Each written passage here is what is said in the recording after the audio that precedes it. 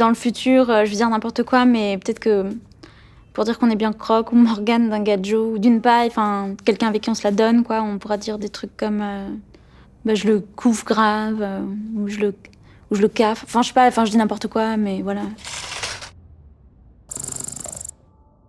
Je trouve ça F de se dire qu'avant, y avait pas R, quoi.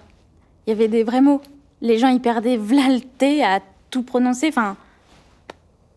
C'est F.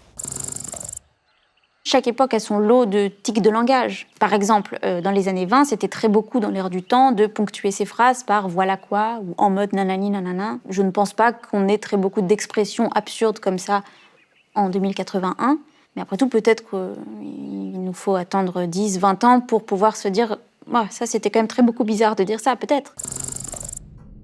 On n'avait déjà pas le droit d'imiter des accents. Je trouve que c'était pas la peine d'interdire aux gens d'en avoir un. Les gens se posaient beaucoup plus de questions que nous aujourd'hui. Par exemple, il n'était pas rare dans les années 20, quand on allait au cinéma, d'entendre quelqu'un dire hey, « on n'est pas au cinéma, nous ?»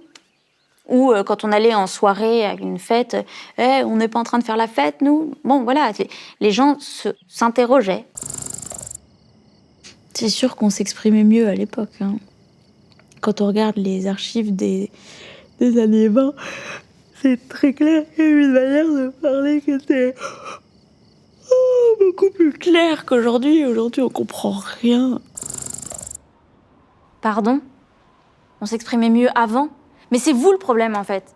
Non, mais c'est vrai, c'est dingue, quoi. Toujours à dire qu'aujourd'hui, on est pire que les générations passées, .E.S. Mais vous entendez pas, vous, que le langage est quand même beaucoup plus riche et inclusif, vous, qu'avant ?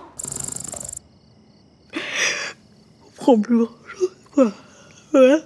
Après, c'est pas...